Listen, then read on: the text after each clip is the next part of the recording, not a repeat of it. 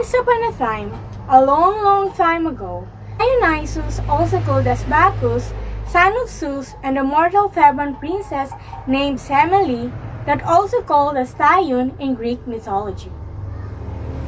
Zeus was madly in love with the mortal Semele, and he promised her that he would do anything for her.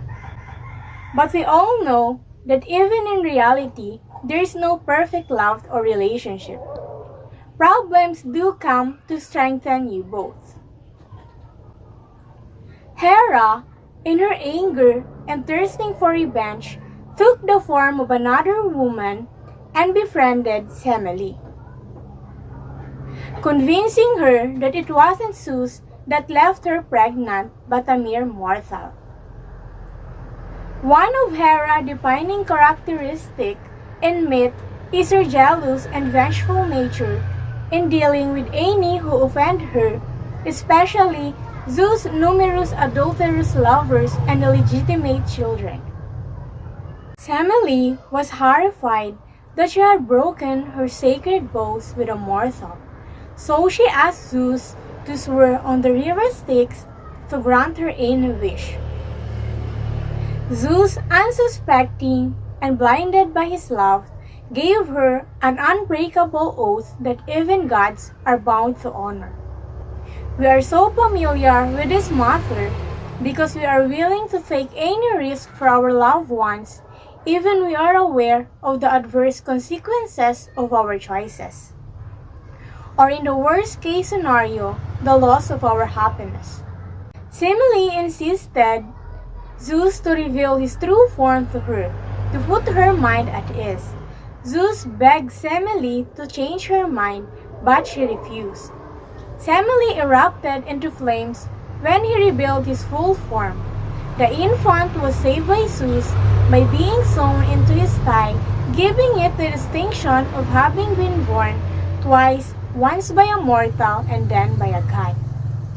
As Semele died, Zeus took her almost born child and brought him to be raised by nymphs in a particular lush verdant land. Dionysus, the wine god, thus grows up among the rain and foliage, and by the time he is an adult, he has rescued his mother from the underworld and brought her to Olympus, where she has been allowed to reside because she gave birth to a god. Dionysus, meanwhile, builds a following of mortals known for wearing ivy leaves, running through the forest, and drinking wine. These followers, mostly women, travel with Dionysus to Thebes, the city where Semele lived when she was alive. Pentheus, who rules Thebes, becomes quite disturbed by the loud, wine-drinking woman and by Dionysus himself. He insults Dionysus, jails him, and refuses to believe that he is dealing with a deity.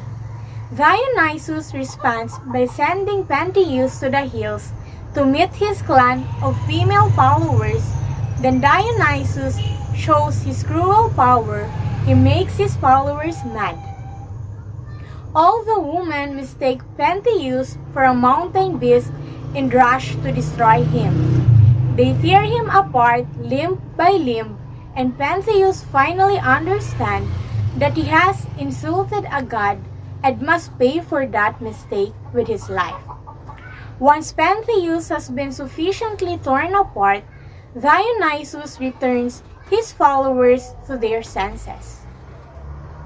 Dionysus came upon the princess of Crete, Ariadne, when she was utterly desolate, having been abandoned on the shore of the Naxos by the Athenian prince Theseus, whose life had been saved. Dionysus had compassion upon her. He rescued her and in the end loved her. When she died, Dionysus took a crown he had given her and placed it among the stars. Dionysus was the god of the vine, therefore he was a power which sometimes made men commit frightful and atrocious crimes. Remember what happened to Pentheus. Greeks said to each other, "Such things really do happen when people are frenzied with drink." This truth did not blind them to the other truth, that wine was the merry maker, lightening men's heart, bringing careless ease, fun, and gaiety. Dionysus was the man of benefactor, and he was man's destroyer. On his beneficent side, he was not only the god that makes men merry, but his cup was life-giving, healing every ill.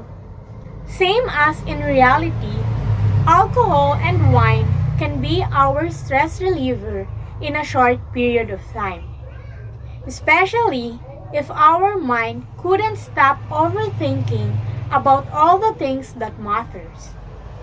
Then a glass of wine can help us to alleviate our stress, worry, and anxiety by decreasing such feelings. However, drinking too much of wine and alcohol can be disastrous. So we should know our limitation in everything, not just in the wine.